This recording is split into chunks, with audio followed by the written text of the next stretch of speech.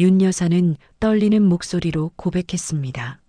진우야, 넌 우리 집을 살린 아이였다. 서진우의 세상이 멈췄어요. 그럼 난 누구의 아들이죠? 쌍둥이였어. 둘 중 하나만 데려왔지. 윤 여사는 눈물을 흘렸습니다. 진우는 손목에 반달 흉터를 쓰다듬었어요. 50년간 믿어왔던 자신의 정체성이 한순간에 무너져 내렸습니다. 무료 버튼인 구독과 좋아요, 그저 눌러주시는 작은 응원이지만 그 정성만큼 복이 되어 여러분 가정에 가득하실 겁니다. 서울 여의도 밤 11시가 넘은 시각입니다. 서원그룹 본사 건물은 여전히 불을 밝히고 있었죠. 낮 동안 수천 명의 발자국으로 더럽혀진 복도와 사무실, 회의실을 청소하는 사람들이 있습니다. 그중 한 명, 박만호는 야간 청소 반장이에요. 68배 나이에도 허리를 굽혀 걸레질을 하고 무거운 청소 카트를 밀며 건물 구석구석을 돌아다니죠. 만호는 오늘도 어김없이 자신의 일과를 마무리하고 있었습니다.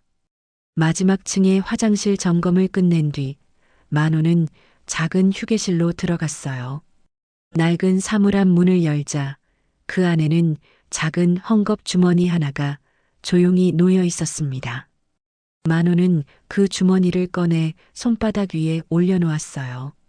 주머니 안에는 낡고 바랜 베네 저고리 조각 하나와 신발끈으로 엮은 작은 구두 장식이 들어 있었죠. 만호는 그것을 한참 들여다보다가 나지막이 중얼거렸습니다. 기호 A, 기호 B 우린 둘이었지.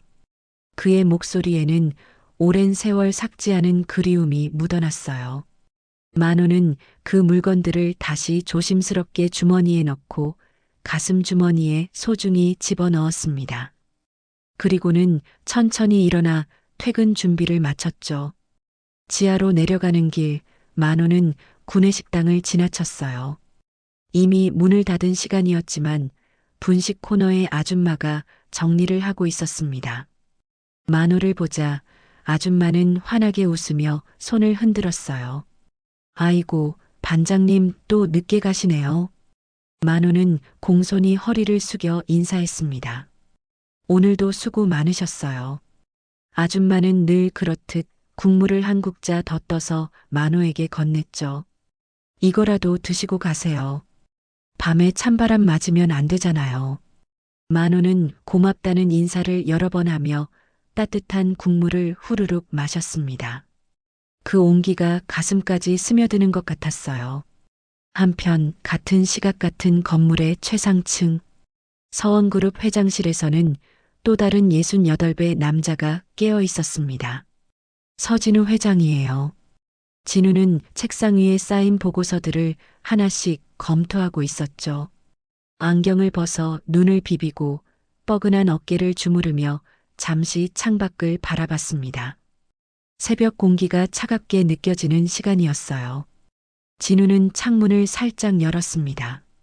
찬바람이 얼굴을 스쳤죠. 그 순간 이상한 감각이 스쳐 지나갔어요.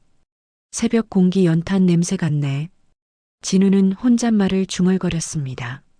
하지만 이 고층 빌딩에서 연탄 냄새가 난리 없었죠. 그저 아득한 기억 속 어딘가에서 떠오르는 감각일 뿐이었어요. 진우는 무의식적으로 손목을 만졌습니다. 왼쪽 손목 안쪽에는 옅은 흉터가 있었어요. 반달 모양의 작은 자국이죠. 어렸을 때부터 있었다고 들었지만 정확히 언제 생긴 건지는 기억나지 않았습니다. 진우는 그 흉터를 쓸어내리며 생각에 잠겼어요. 근데 난 왜 그 냄새에 가슴이 저리지? 기억나는 건 아무것도 없었습니다. 그저 알 수 없는 공허함만이 가슴 한구석을 채우고 있었죠. 진우는 다시 보고서로 시선을 돌렸지만 글자들이 제대로 들어오지 않았어요. 그는 깊은 한숨을 내쉬었습니다. 이 거대한 그룹의 정상에 서 있지만 진우는 늘 무언가 비어있는 듯한 느낌을 받았어요. 성공했고 부유하고 존경받는 자리에 있지만 마음 깊은 곳에 빈자리는 채워지지 않았습니다. 특히 새벽이면 더욱 그랬죠. 홀로 남겨진 이 시간, 진우는 자신이 누구인지 진짜 알고 있는 건지 의문이 들곤 했습니다. 진우는 창문을 닫고 다시 책상 앞에 앉았어요. 내일 또 바쁜 일정이 기다리고 있었죠. 하지만 마음 한편에 남은 묘한 불안감은 쉽게 가시지 않았습니다. 그는 손목의 흉터를 한 번 더 만져보고는 고개를 저으며 일에 집중하려 애썼어요. 같은 하늘 아래, 같은 건물 안에서 두 남자는 서로의 존재를 모른 채 각자의 밤을 보내고 있었습니다. 한 사람은 지하에서, 한 사람은 최상층에서. 하지만 그들을 이어주는 보이지 않는 끈은 이미 오래전부터 존재하고 있었죠. 그 끈이 언젠가 둘을 다시 만나게 할 거라는 사실을 아직 아무도 알지 못했습니다. 며칠 후 서울 성북동의 오래된 골목 안쪽에 자리한 성마리아원.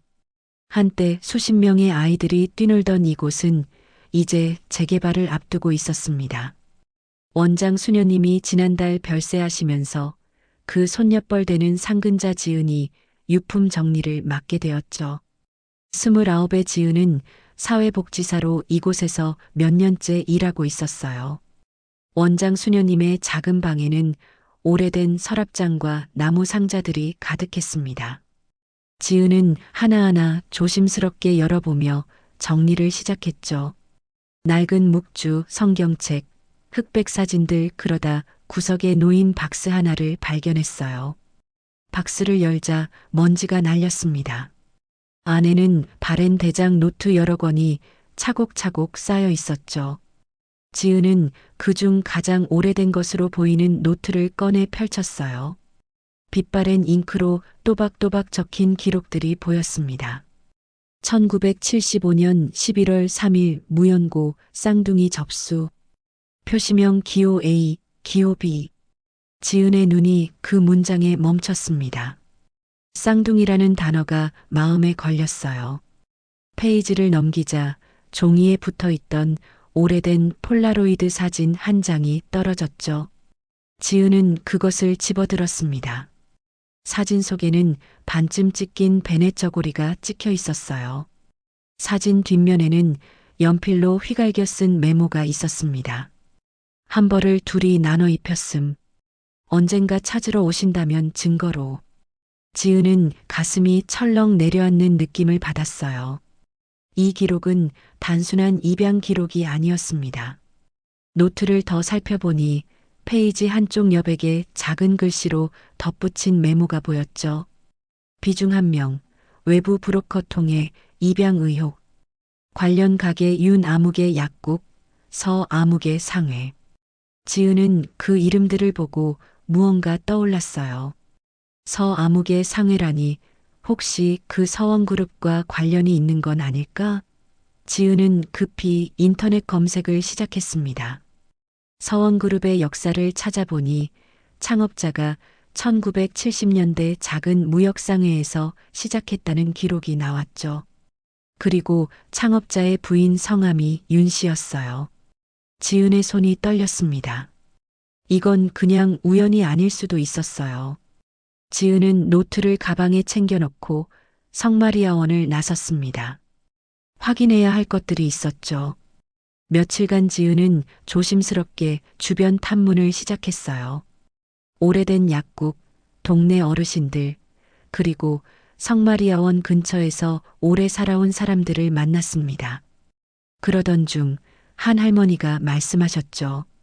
그때 그 집안 아이가 없어서 난리였다는 소문 들었어. 그러다 갑자기 아들 생겼다고 하더라고. 지은은 점점 확신을 갖게 되었습니다. 이 사건을 밝혀야 한다고 생각했어요. 하지만 어떻게 접근해야 할지 막막했죠. 거대한 그룹의 회장을 상대로 옛날 일을 들춰낸다는 게 쉬운 일은 아니었으니까요. 그러던 어느 날 지은은 서원그룹 본사 건물 근처를 지나가게 되었습니다. 점심시간이 지난 후였는데 건물 뒤편 쉼터에서 청소복을 입은 한 남자가 벤치에 앉아 도시락을 먹고 있는 모습이 보였어요. 지은은 무심코 그쪽을 바라봤는데 그 남자의 옆자리에 놓인 헝겊 주머니가 눈에 들어왔습니다. 지은은 순간적으로 직감했어요. 혹시 이분이? 지은은 용기를 내어 다가갔습니다. 저기 실례지만 여쭤봐도 될까요? 만호는 고개를 들었어요. 순박한 얼굴의 노인이었죠. 네, 뭐가 궁금하신가요? 지은은 가방에서 노트를 꺼냈습니다. 혹시 아저씨, 성마리아원 기억하세요? 그 순간 만호의 얼굴이 굳었어요. 도시락을 든 손이 미세하게 떨렸습니다. 어떻게 그걸 아십니까? 지은은 조심스럽게 노트를 펼쳐 보였어요. 제가 그곳에서 일하고 있어요. 이 기록을 발견했는데 만호는 노트의 글자들을 천천히 읽어 내려갔습니다. 1975년 11월 3일 기호 A, 기호 B, 쌍둥이. 만호의 눈가가 붉어졌어요. 내가 거기 아이였어요. 그의 목소리는 떨렸습니다. 기호 A. 그게 접니다. 쌍둥이였다는 말은 들었지만 동생을 만난 적은 없어요. 어디로 갔는지도 몰랐고 지은은 조심스럽게 사진을 보여줬습니다. 그리고 메모를 가리키며 말했어요. 여기 보세요. 브로커를 통한 입양 의혹이 있었대요. 윤약국, 서상의 이 이름들이 나옵니다. 지은은 잠시 망설이다가 낮은 목소리로 덧붙였죠. 동네 구전에 의하면 서원그룹 창업자 가족과 연결되었다는 이야기가 있어요. 만호는 멍하니 건물을 올려다봤습니다. 저 높은 곳 어딘가에 자신의 동생이 있을지도 모른다는 생각에 가슴이 쿵 내려앉았어요. 설마 진짜 그럴까요? 만호의 목소리는 간절함으로 가득했습니다. 지은은 고개를 끄덕였어요. 확인해 봐야 해요. 진실을 밝혀야 합니다. 만호는 주머니에서 작은 헝겊 주머니를 꺼냈습니다. 그 안에 베넷 저고리 조각과 구두 장식을 지은에게 보여줬죠. 이게 제가 가진 전부예요. 수녀님이 주셨어요. 둘이었다고 꼭 기억하라고.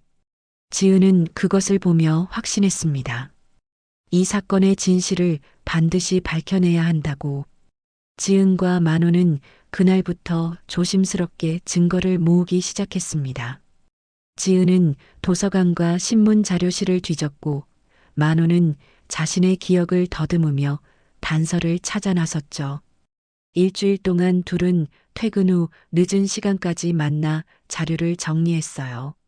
지은이 찾아낸 1980년대 신문 스크랩에는 충격적인 내용이 담겨 있었습니다.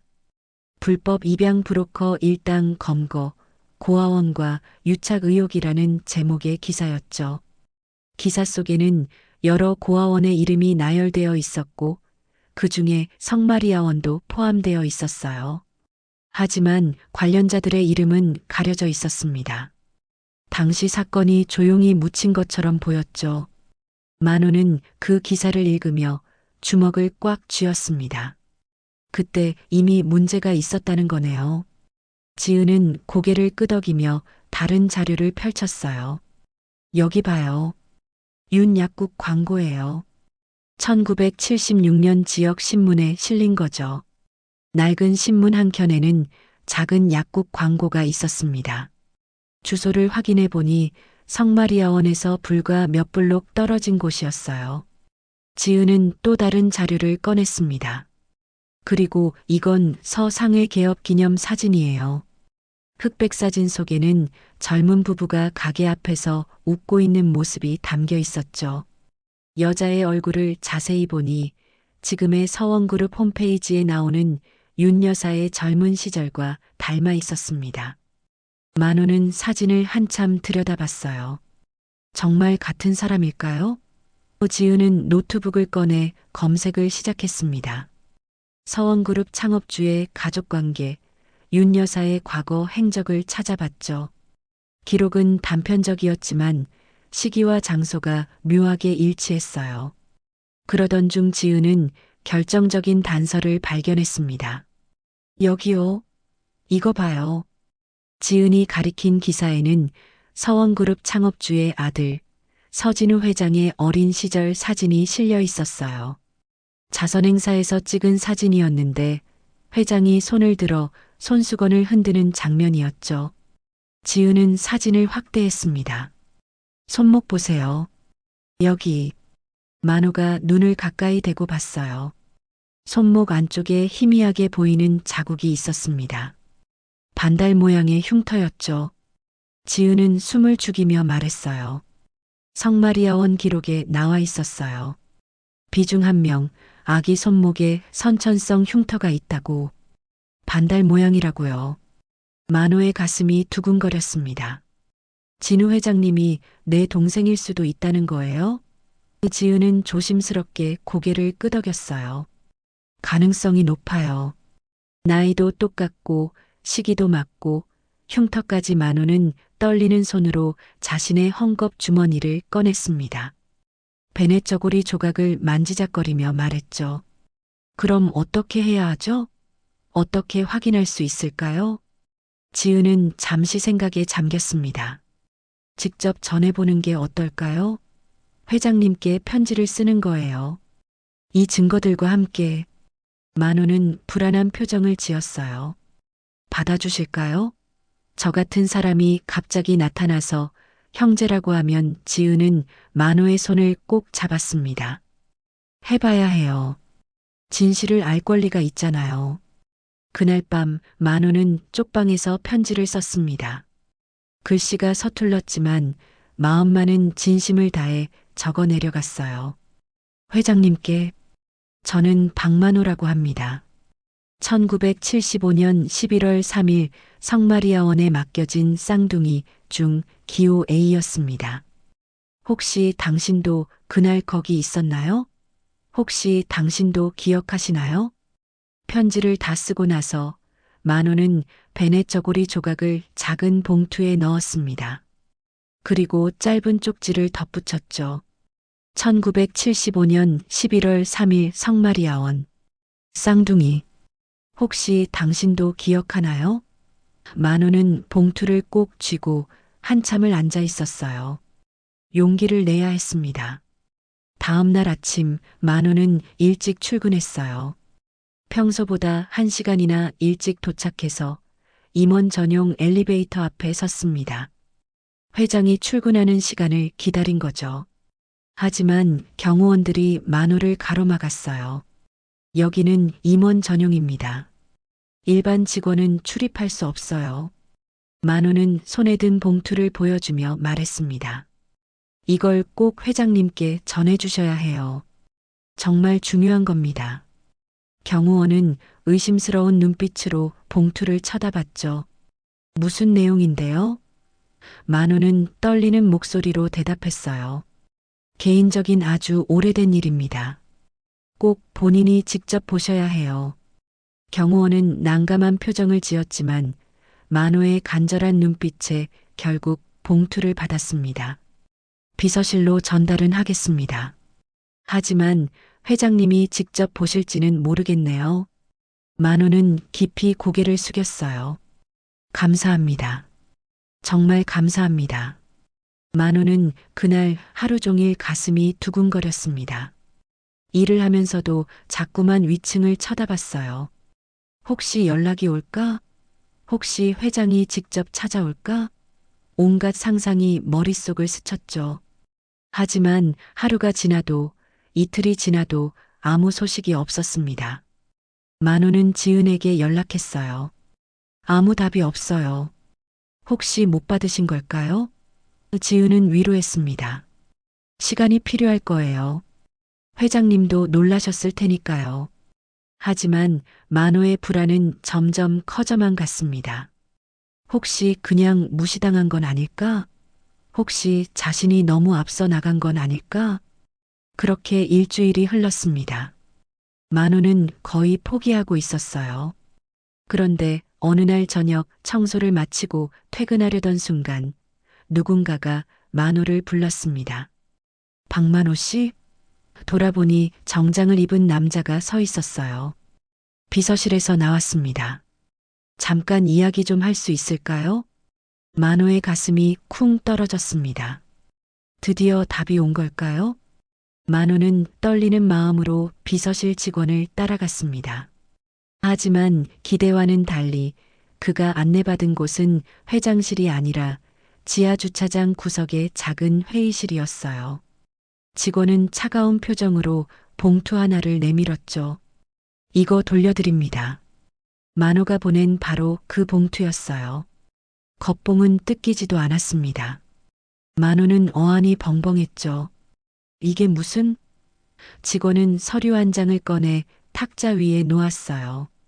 비서실 방침상 회장님께 전달할 수 없는 내용으로 분류되었습니다. 블랙 컨택 항목이에요. 앞으로 이런 시도는 하지 마십시오. 경고 조치입니다.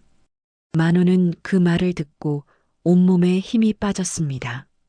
하지만 이건 정말 중요한 직원은 손을 들어 만호의 말을 막았어요.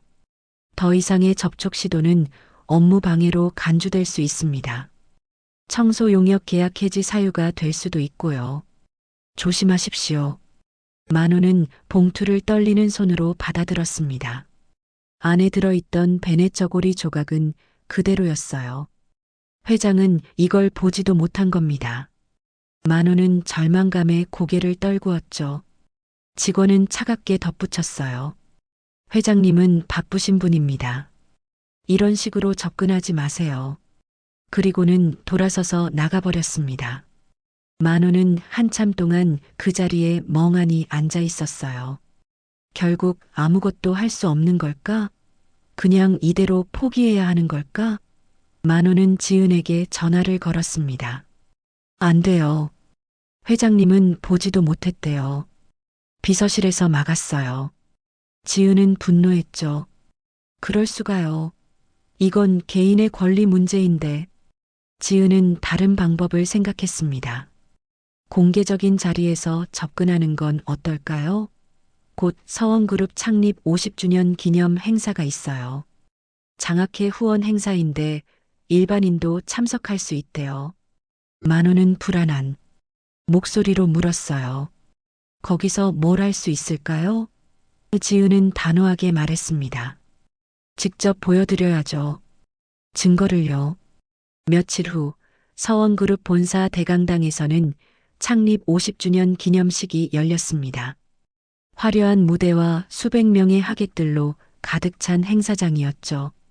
만호는 지은의 도움으로 뒷자리 한켠에 조용히 자리를 잡았어요. 가슴 주머니에는 구두 장식이 들어 있었습니다. 식이 시작되고 서진우 회장이 단상에 올라 인사말을 했어요. 서원그룹은 50년 전 작은 상회에서 시작했습니다. 오늘 이 자리까지 오기까지 많은 분들의 도움이 있었죠. 만호는 무대 위의 진우를 물끄러미 바라봤습니다. 저 사람이 정말 내 동생일까? 같은 피를 나눈 형제일까? 식이 끝나고 리셉션 시간이 되었습니다. 하객들이 음료를 들고 대화를 나누는 동안 만호는 조심스럽게 앞으로 나아갔어요. 그때 무대 옆에서 윤태경 여사가 사람들과 인사를 나누고 있는 모습이 보였습니다. 회장의 어머니인 윤 여사였죠. 만호는 용기를 내어 다가갔습니다. 윤 여사가 만호를 보고 공손하게 고개를 끄덕였어요. 안녕하세요. 만호는 떨리는 손으로 주머니에서 구두 장식을 꺼냈습니다. 여사님, 이것 좀 봐주시겠어요? 아주 오래된 물건인데. 윤 여사의 시선이 그 구두 장식으로 향했습니다. 순간 윤 여사의 얼굴이 하얗게 질렸어요. 손에 들고 있던 잔이 흔들렸죠. 이건 어디서 난 거죠? 목소리가 떨렸습니다. 만호는 차분하게 말했어요. 원래 둘이었어요. 형제였거든요. 1975년 성마리아원에서요. 윤 여사는 뒤로 비틀거렸습니다. 주변 사람들이 놀라서 여사를 부축했죠. 하지만 윤 여사는 만호를 날카롭게 쳐다보며 소리쳤어요. 저 사람 내쫓아요. 당장. 보안 요원들이 달려왔습니다. 윤 여사는 떨리는 손으로 만호를 가리키며 다시 말했죠. 사기꾼이에요. 저런 사람 때문에 우리 집안이. 행사장이 술렁거리기 시작했습니다. 사람들의 시선이 만호에게 쏠렸어요. 수군거리는 소리가 들렸죠. 저 사람 뭐래? 회장 사칭하려는 건가? 만호는 당황했지만 필사적으로 말했습니다. 전 거짓말하는 게 아니에요. 정말 증거가 있어요. 성마리아원 기록도 있고. 하지만 보안 요원들은 만호의 팔을 잡았습니다. 나가셔야겠습니다. 만호는 끌려나가면서도 소리쳤어요. 회장님, 서진우 회장님, 1975년 11월 3일을 기억하세요? 하지만 만호의 목소리는 웅성거리는 소리에 묻혀버렸습니다. 복도 끝, 그 광경을 지켜보던 서진우가 잠시 멈춰섰습니다. 1975년 11월 3일. 그 날짜가 왜 가슴을 찌르는 걸까요? 진우는 무의식적으로 손목을 만졌어요. 반달 모양의 흉터를 쓸어내리며 복잡한 표정을 지었죠. 왜 저 노인의 눈빛이 이렇게 아프지? 비서실장이 다가와 속삭였습니다. 회장님, 처리했습니다. 저런 블랙 컨택은 앞으로도 계속 차단하겠습니다. 진우는 대답하지 않았어요. 그저 창밖을 바라보며 서 있었죠. 마음 한구석이 무너지는 것 같았습니다. 만호는 건물 밖으로 쫓겨났어요. 지은이 황급히 달려와 만호를 부축했습니다. 괜찮으세요? 만호는 고개를 저었어요. 안 돼요. 아무도 믿어주지 않아요. 며칠 후 만호에게 징계 통보가 날아왔습니다. 허위사실 유포 및 업무 방해, 청소반장 직위 해제 및 근신 처분이었죠. 만호는 모든 게 무너지는 것 같았습니다. 진실을 밝히려 했을 뿐인데 오히려 사기꾼 취급을 받게 된 거예요. 만호는 쪽방으로 돌아가 헝겊 주머니를 꺼내 들었습니다. 베넷 저고리 조각을 쓰다듬으며 눈물을 흘렸죠. 동생아, 넌 날 기억도 못하는구나. 징계 통보를 받은 지 일주일 만에 만호는 정식으로 해고 통지를 받았습니다. 서원그룹 청소 용역 계약이 해지된 거예요. 그뿐만 아니었죠. 만호가 그동안 부업으로 하던 전세버스 청소 일도 끊겼습니다. 소문이 퍼진 거예요. 재벌 회장 사칭하려던 사기꾼이라는 낙인이 찍혔죠. 만호는 쪽방촌으로 돌아왔습니다. 좁은 방 한켠에는 낡은 난로가 있었어요. 겨울이 다가오는데 난방비조차 걱정이었죠. 만호는 기침을 했습니다. 요즘 들어 기침이 점점 심해지고 있었어요. 가래에 피가 섞여 나올 때도 있었지만 병원 갈 여유가 없었습니다. 약국에서 산 싼 기침약으로 버티고 있었죠. 하지만 약값도 밀리기 시작했어요. 만호는 난로 옆에 쪼그리고 앉아 손을 녹였습니다. 방 안은 냉기로 가득했어요. 이렇게 끝나는 건가 만호는 중얼거렸습니다. 평생 성실하게 살아왔는데 마지막에 사기꾼이라는 오명을 쓰게 될 줄은 몰랐죠. 지은도 내부 감사에 걸렸습니다. 성마리아원 기록을 무단으로 외부에 유출했다는 혐의였어요. 사실 지은은 정식 절차를 거쳐 기록을 확인한 것뿐이었지만 그룹 측에서 압력을 넣은 거였죠. 지은은 인사위원회에 회부되어 정직 처분을 받았습니다. 그날 밤 언론에는 자극적인 기사들이 쏟아져 나왔어요. 서원그룹 회장 사칭 시도한 노인, 알고 보니 정과자, 입양 사기극 노린 청소부의 치밀한 계획 같은 제목들이었죠. 전혀 사실이 아니었지만 누구도 만호의 말을 들어주지 않았습니다. 만호는 쪽방에서 그 기사들을 봤어요. 지은이 가져온 신문을 펼쳐보며 망연자실했죠. 내가 뭘 잘못한 걸까요? 지은은 분노로 떨었습니다. 잘못한 건 없어요. 진실을 밝히려 했을 뿐인데 하지만 현실은 냉혹했어요. 거대한 자본 앞에서 개인의 목소리는 너무 작았습니다. 그 무렵 서원그룹 본사 최상층에서는 다른 일이 벌어지고 있었습니다. 윤태경 여사는 침실에 혼자 앉아 있었어요. 손에는 작은 열쇠가 들려 있었죠. 윤 여사는 떨리는 손으로 옷장 깊숙한 곳에 비밀 금고를 열었습니다. 금고 안에는 오래된 장부 하나가 들어 있었어요. 먼지가 수북이 쌓인 장부였죠. 윤 여사는 그것을 꺼내 펼쳤습니다. 1975년 11월에 기록이 나왔어요. 성마리아원, 브로커 윤아무개, 금액 50만 원 장부를 보며 윤 여사의 눈에서 눈물이 흘러내렸습니다. 그때 내가 그랬지. 윤 여사는 떨리는 목소리로 중얼거렸어요.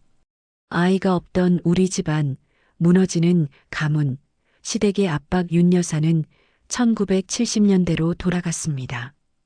결혼한 지 5년이 지나도록 아이가 생기지 않았죠.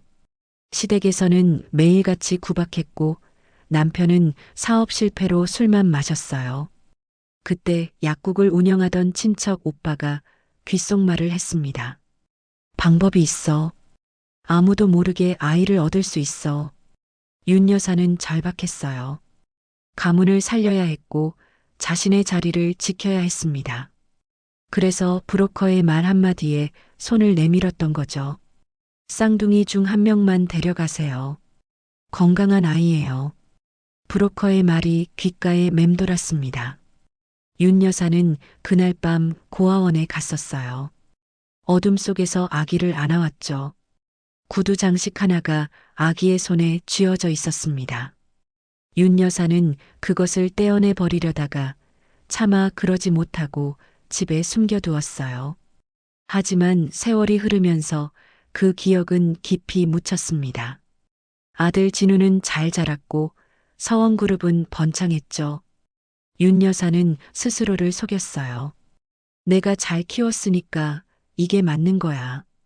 그 아이에게는 내가 더 나은 삶을 준 거야. 그런데 이제 와서 그 형제가 나타난 겁니다. 같은 구두 장식을 들고서요. 윤 여사는 공포에 떨었습니다. 진실이 밝혀지면 모든 게 무너질 거라고 생각했죠. 그래서 더 강하게 막으려 했던 거예요. 바로 그때 방문이 열렸습니다. 서진우가 들어섰어요. 어머니. 윤 여사는 황급히 장부를 감추려 했지만 진우는 이미 봐버렸습니다. 어머니, 그게 뭐예요? 진우는 천천히 다가와 장부를 집어들었어요. 장부를 펼쳐보니 숫자들과 날짜가 빼곡히 적혀 있었습니다. 성마리아원이라는 글자가 눈에 들어왔죠. 진우의 손이 떨렸어요. 어머니, 성마리아원. 그날이 뭐였습니까? 윤 여사는 고개를 들지 못했습니다. 침묵이 흘렀죠. 진우는 다시 물었어요. 그 노인이 말한 1975년 11월 3일. 그게 뭡니까? 윤 여사는 끝내 눈을 감았습니다. 눈물이 뺨을 타고 흘러내렸어요. 진우야. 윤 여사의 목소리는 떨렸습니다. 넌 우리 집을 살린 아이였다. 그 말을 듣는 순간 진우의 세상이 멈췄습니다. 무슨 말씀이세요? 진우는 믿을 수 없다는 표정으로 어머니를 바라봤어요. 윤 여사는 고개를 숙인 채 말했습니다. 미안하다. 그때는 어쩔 수 없었어. 집안이 무너지고 있었고 난 쫓겨날 처지였단다. 진우는 뒤로 물러서며 벽에 기댔습니다. 그럼 난 누구의 아들이죠? 어머니의 친아들이 아니라는 말씀이세요? 윤 여사는 대답하지 못했어요. 그저 울음만 터져 나왔죠. 진우는 무너지는 기분이었습니다. 자신의 정체성이 송두리째 흔들렸어요. 그 노인이 진짜 내 형제였습니까? 진우의 목소리는 가라앉아 있었습니다. 윤 여사는 고개를 끄덕였어요. 쌍둥이였어. 둘 중 하나만 데려왔지. 진우는 주먹을 꽉 쥐었습니다. 분노와 슬픔과 혼란이 뒤섞였죠. 어머니는 그 사람을 사기꾼으로 몰았잖아요. 해고시켰잖아요. 진우의 목소리가 높아졌습니다. 윤 여사는 변명했어요. 지키려고 그랬어. 우리 가문을, 너를, 이 모든 걸 하지만 진우는 더 이상 듣고 싶지 않았습니다. 진우는 방을 나섰어요. 복도를 걸으며 손목에 흉터를 내려다봤습니다. 이 흉터가 진실의 증거였던 거죠. 진우는 엘리베이터를 탔습니다. 어디론가 가야 했어요. 진실을 확인해야 했습니다. 새벽 5시 서진우는 운전기사도 없이 혼자 차를 몰았습니다. 목적지는 성북동이었어요. 성마리아원이 있던 자리였죠. 차 안은 고요했지만 진우의 머릿속은 온통 혼란스러웠습니다. 내가 누구지? 진짜 나는 누구란 말인가? 재개발로 인해 고아원 건물은 이미 사라지고 없었어요. 그 자리에는 작은 근린공원이 조성되어 있었습니다. 진우는 차에서 내려 공원을 천천히 걸었죠. 새벽 공기가 차갑게 얼굴을 스쳤어요. 공원 한가운데에는 낡은 표지석 하나가 서 있었습니다. 성마리아원 터. 1965년부터 2010년까지 이곳에서 수많은 아이들이 보호받았습니다. 진우는 표지석 앞에 무릎을 꿇었어요. 손으로 돌을 쓰다듬으며 눈을 감았습니다. 나도 여기 있었던 거구나. 그때 누군가의 발소리가 들렸습니다. 진우가 고개를 들자 할머니 한 분이 손수레를 끌고 오고 계셨어요. 분식집 준비를 하려는 듯 재료들이 가득 실려 있었죠. 할머니는 진우를 보고 깜짝 놀랐습니다. 아니, 이 새벽에 누구세요? 진우는 일어서서 공손히 인사했어요. 죄송합니다. 그냥 이곳이 궁금해서 왔습니다. 할머니는 진우의 얼굴을 유심히 보더니 고개를 끄덕였어요. 여기 옛날에 고아원이었죠. 혹시 그때 아이셨어요? 진우는 대답 대신 씁쓸하게 웃었습니다. 할머니는 손수레에서 보온병을 꺼냈어요. 일단 이거라도 드세요.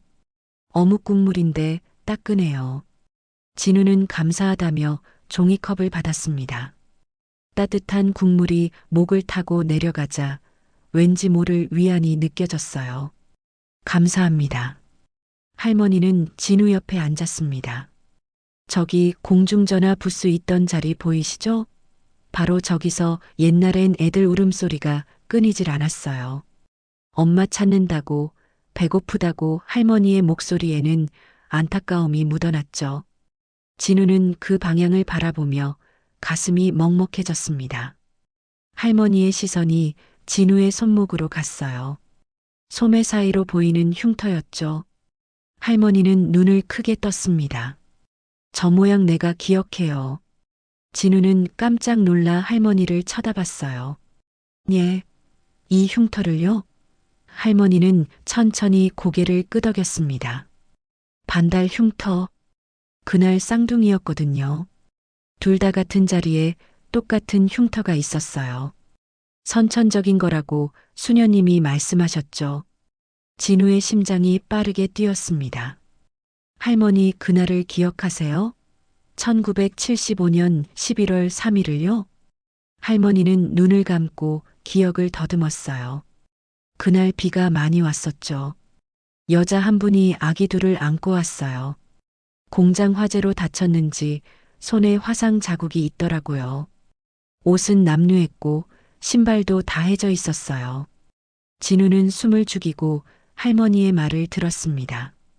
그 여자는 울면서 아기들을 내려놓고 한참을 망설이다가 돌아섰어요.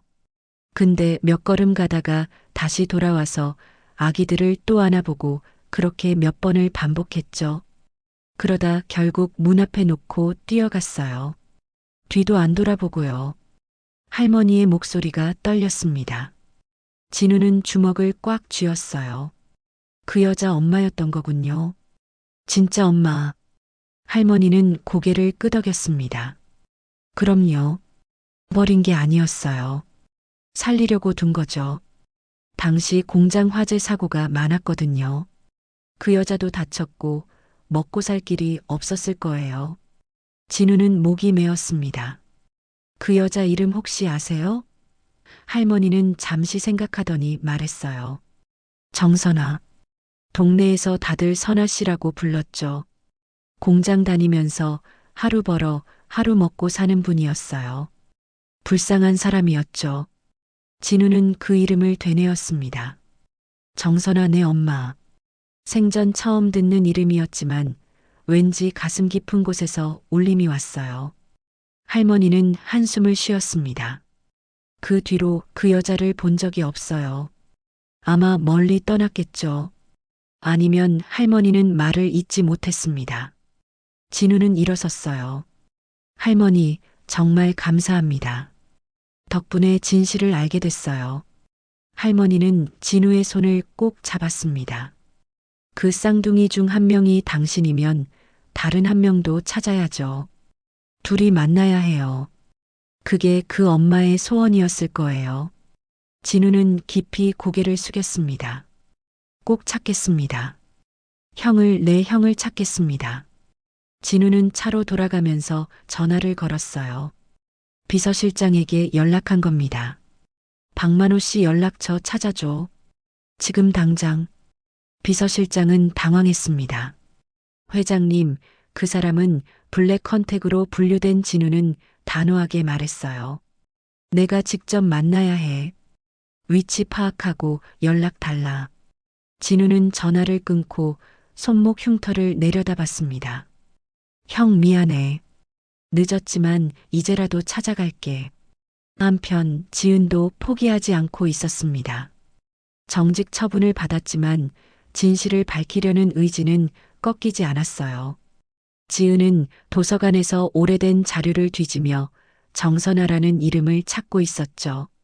1970년대 공장 화재 사고 기록, 실종자 명단, 병원 기록까지 샅샅이 뒤졌습니다. 그러던 중 지은은 한 요양병원 기록을 발견했어요. 정선아, 1939년생, 무연고 환자. 지은의 손이 떨렸습니다. 나이를 계산해 보니 지금 86세였어요. 지은은 급히 그 요양병원으로 향했습니다. 병원에 도착한 지은은 접수처에 물었어요. 정선아 할머니 계신가요? 간호사가 고개를 끄덕였습니다. 네, 계세요. 3층 302호실인데 면회 오신 분은 처음이네요. 지은은 가슴이 두근거렸어요. 드디어 찾았다는 생각이 들었죠. 3층으로 올라가 302호실 문을 열었습니다. 작은 방 안에 할머니 한 분이 창밖을 바라보고 계셨어요. 손등에는 오래된 화상 흉터가 선명했습니다.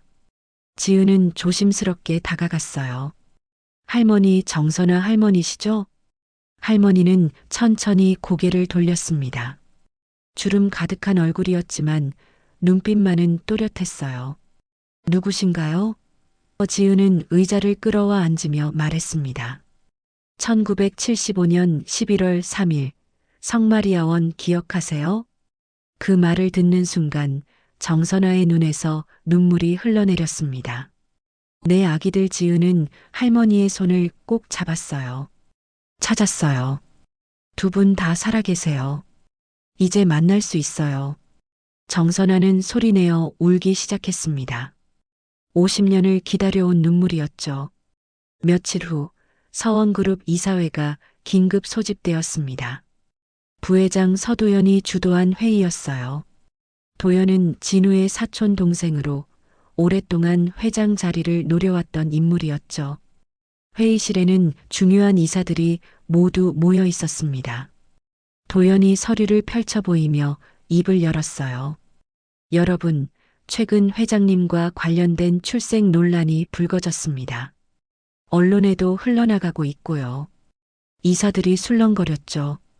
도연은 계속해서 말했습니다. 이는 단순한 개인 문제가 아닙니다.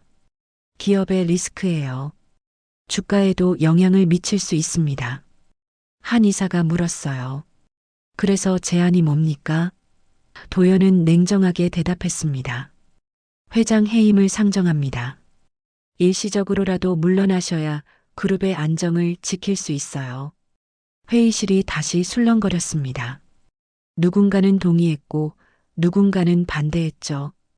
바로 그때 회의실 문이 열렸습니다. 서진우가 들어선 거예요. 모든 이사들의 시선이 진우에게 쏠렸습니다. 진우는 침착한 표정으로 자리에 앉았어요. 제가 직접 말씀드리겠습니다. 도연은 불편한 표정을 지었지만 진우는 개의치 않았습니다. 진우는 천천히 입을 열었어요. 여러분, 저는 오늘 중요한 결정을 내렸습니다. 내일 기자회견을 열겠습니다. 이사들이 놀라 웅성거렸죠. 무슨 내용의 회견입니까? 누군가가 물었습니다. 진우는 단호하게 말했어요. 제 출생에 관한 진실을 밝히겠습니다. 도연이 끼어들었어요. 회장님, 그건 회사에 악영향을. 진우는 손을 들어 도연의 말을 막았습니다. 아닙니다. 거짓으로 쌓은 자리는 언젠가 무너집니다.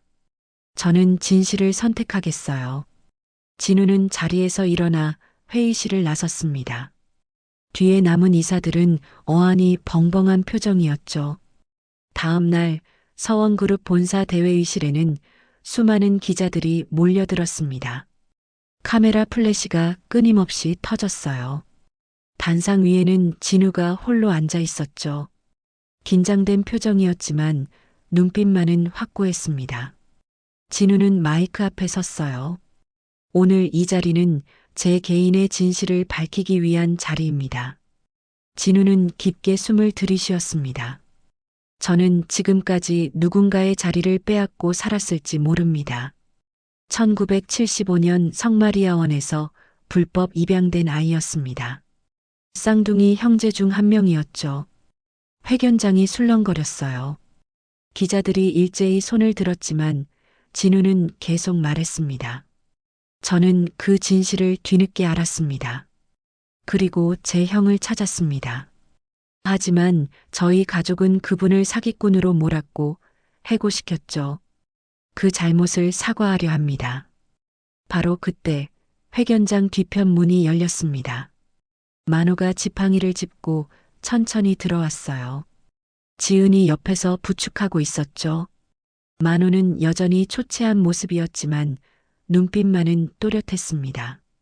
기자들의 카메라가 일제히 만호를 향했어요. 진우는 만호를 보고 단상에서 내려왔습니다. 천천히 만호에게 걸어가더니 그 앞에서 무릎을 꿇었어요. 회견장이 조용해졌습니다. 진우는 떨리는 목소리로 말했어요. 형 아니, 박만호 씨, 제게 한 번만 기회를 주십시오. 만호는 눈물을 글썽이며 진우를 내려다봤습니다. 진우는 계속 말했어요. 먼저 손을 내밀지 못한 죄를 사과합니다. 사기꾼으로 몰고 해고하고 외면했던 모든 것을 용서해 주십시오. 진우의 목소리는 간절했습니다. 만호는 떨리는 손으로 진우의 어깨를 잡았어요. 일어나세요. 형제끼리 이러면 안 되죠. 진우는 고개를 들었고 둘의 눈이 마주쳤습니다. 같은 눈빛이었어요. 같은 피를 나눈 형제의 눈빛이었죠.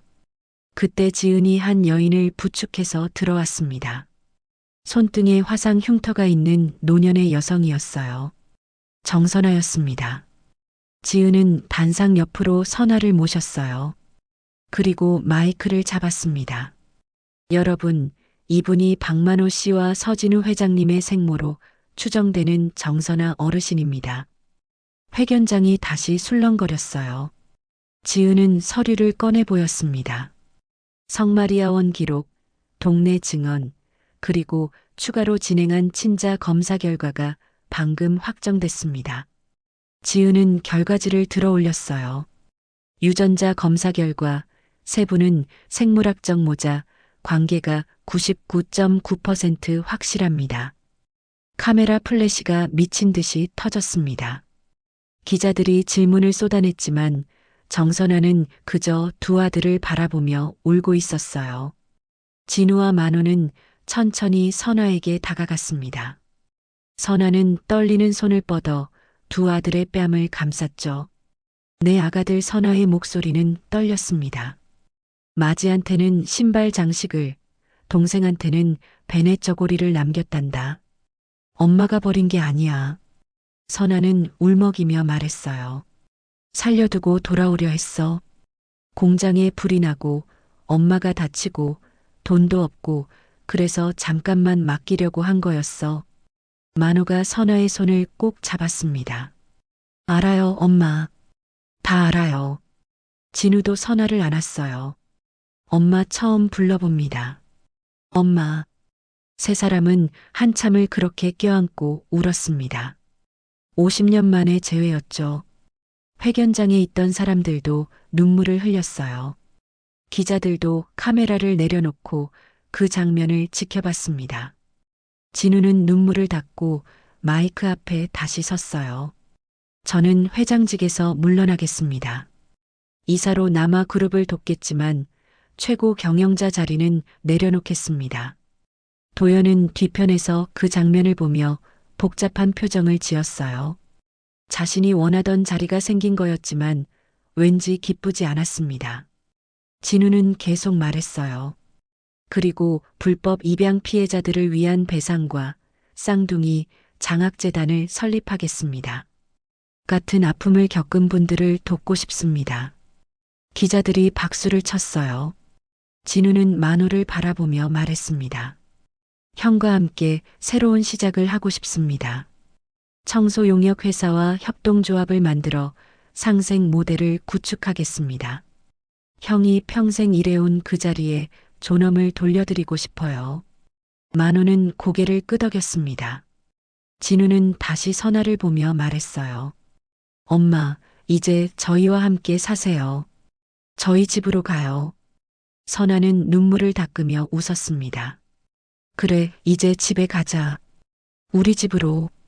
기자회견 이후 일주일이 지났습니다. 언론은 이 이야기를 대대적으로 보도했어요. 처음에는 스캔들처럼 다뤄지던 기사들이 점차 감동적인 재회 스토리로 바뀌어갔죠. 사람들은 진우의 용기 있는 고백에 박수를 보냈고 만호와 선아의 이야기에 눈물을 흘렸습니다. 부회장 서도연의 해임 공작은 완전히 역풍을 맞았어요. 오히려 이사회는 진우의 결정을 존중했고 사회는 불법 입양 문제에 관심을 갖기 시작했습니다. 시민단체들이 나서서 과거 입양 기록 재조사를 요구했고 정부도 진상조사에 나섰죠. 서원그룹은 약속대로 쌍둥이 장학재단을 설립했습니다. 불법 입양 피해자와 가족 찾기를 돕는 재단이었어요. 첫 기부금으로 100억 원이 출연됐고 진우는 이사로 물러나면서도 재단 이사장직을 맡았습니다. 만호도 재단의 자문위원이 되었죠. 만호의 청소용역회사는 협동조합으로 전환되었습니다. 서원그룹과의 상생 계약이 체결됐고 청소 노동자들의 처우가 대폭 개선되었어요. 만호는 조합장으로 추대되어 동료들을 위해 일하기 시작했습니다. 우리도 존엄한 노동자입니다. 만호의 말에 조합원들은 박수로 화답했죠. 늦은 가을, 성마리아원 터였던 공원에는 작은 기념 행사가 열렸습니다. 새로운 벤치가 설치되는 날이었어요. 벤치 등받이에는 글귀가 새겨져 있었죠. 우린 둘이었다. 그리고 이제 가족이다. 진우와 만호, 그리고 선아가 함께 제막식에 참석했습니다. 선아는 두 아들의 손을 꼭 잡고 벤치에 앉았어요. 여기 엄마가 너희를 놓고 간 곳이야. 선아의 목소리는 떨렸지만 이제는 눈물이 아니라 평안함이 담겨 있었습니다. 그날 밤 엄마는 몇 번이고 돌아왔어. 문 앞에서 서성이다가 또 돌아서고 만호가 선아의 어깨를 감싸 안았어요. 엄마, 괜찮아요. 이제 우리 함께 있잖아요. 진우도 고개를 끄덕이며 말했습니다. 50년이 걸렸지만 결국 만났어요. 그게 중요한 거예요. 세 사람은 공원을 천천히 걸었습니다. 은행잎이 바람에 흩날리고 있었죠. 선아는 문득 옛날 이야기를 꺼냈어요. 어렸을 때 너희가 제일 좋아하던 노래 기억하니? 만호와 진우는 고개를 갸우뚱했습니다. 선아는 웃으며 말했어요. 송창식 카세트 테이프 늘어지도록 들었잖니. 고래사냥이랑 왜 불러를. 만호가 깜짝 놀라며 말했어요. 엄마, 저 그 노래 기억나요. 고아원에서도 계속 흥얼거렸대요. 수녀님이 왜 그 노래만 부르냐고 물었다는데 저도 모르겠다고 했었죠. 진우도 손목을 만지작거리며 말했습니다. 저도 그 멜로디가 익숙해요. 왜 그런지 몰랐는데. 선아는 눈물을 글썽이며 웃었어요. 엄마가 불러줬던 거야. 밤마다 재우면서. 그게 너희 마음속에 남아 있었던 거지. 진우는 선아를 꼭 안았습니다. 엄마 기억이 안 나도 마음은 기억하고 있었나 봐요. 그들은 공원 벤치에 나란히 앉았습니다. 선아는 무릎 담요를 펴며 두 아들에게 덮어줬어요. 춥지? 만호가 웃으며 대답했습니다. 안 춥습니다. 엄마 옆에 있으니까요. 진우도 고개를 끄덕였죠. 이제야 진짜 따뜻해진 것 같아요. 만호는 주머니에서 헝겊 주머니를 꺼냈어요. 베네 저고리 조각과 구두 장식이 들어 있었죠. 엄마, 이거 평생 간직했어요. 이게 있어서 형제를 찾을 수 있었어요. 선아는 그것을 받아들고 한참을 쓰다듬었습니다. 엄마가 찢어서 나눠준 거였어. 언젠가 이걸로 서로를 알아보길 바라면서. 진우도 손목에 흉터를 보여줬어요. 이 흉터도 증거가 됐어요. 덕분에 형을 찾았습니다. 세 사람은 잠시 침묵했습니다. 그 침묵은 무겁지 않았어요. 오히려 평화로웠죠. 50년의 시간이 만든 아픔이 조금씩 치유되고 있었습니다. 만호가 하늘을 올려다보며 말했어요. 그 시절 연탄재 냄새, 시장 통닭 한 봉지, 겨울비 소리 가끔 꿈에서 봤어요. 그게 우리 집이었나 봐요. 진우는 고개를 끄덕였습니다. 저도 알 수 없는 그리움이 있었어요. 무엇을 그리워하는지 몰랐는데 이제 알겠어요. 가족을 그리워했던 거죠. 선아는 두 아들의 손을 꼭 잡았어요. 이제부터는 함께야. 다시는 놓지 않을 거야. 만호와 진우는 동시에 네, 엄마라고 대답했습니다. 그들의 목소리에는 확신이 담겨 있었죠. 지은이 멀리서 그 장면을 지켜보고 있었어요. 카메라를 들고 사진을 찍으면서 눈시울을 붉혔습니다. 지은 덕분에 이 모든 일이 가능했죠. 지은은 재단에서 정식 직원으로 채용되어 더 많은 가족을 찾는 일을 하기로 했습니다. 해가 지고 있었어요. 공원에는 노을빛이 내려앉았습니다. 진우가 일어서며 말했죠. 이제 집으로 갈까요? 우리 집으로. 만호도 지팡이를 짚고 일어섰어요. 좋죠. 오늘부터 우리 집이 생긴 거네요. 선아는 두 아들의 부축을 받으며 천천히 걸었습니다. 공원을 나서면서 진우가 말했어요. 오늘부터는 둘이었던 시간을 갚으며 살겠습니다. 형, 엄마 우리 집으로 가요. 만호는 웃으며 대답했습니다. 그래요. 이제 우리는 가족이니까. 세 사람의 뒷모습 뒤로 은행잎이 흩날렸어요. 지난 세월의 상처는 완전히 사라지지 않을 겁니다. 하지만 용기 내어 진실을 고백하고 사과하고 손을 잡았던 그 순간들이 그들을 진짜 가족으로 만들어줬죠. 만호와 진우는 서로 다른 인생을 살았지만 결국 한 뿌리에서 나온 형제였습니다. 그들은 함께 걸어갔어요. 선아를 가운데 두고 두 아들이 어머니를 부축하며 천천히 걸어갔습니다. 저녁 노을이 그들의 길을 비추고 있었죠. 이제 그들에게는 돌아갈 집이 있었습니다. 함께할 가족이 있었어요. 그것으로 충분했습니다. 만약 마음이 움직이셨다면 한 줄의 응원을 남겨주세요. 구독과 좋아요는 우리 채널이 더 많은 이야기를 전하는 힘이 됩니다. 고맙습니다.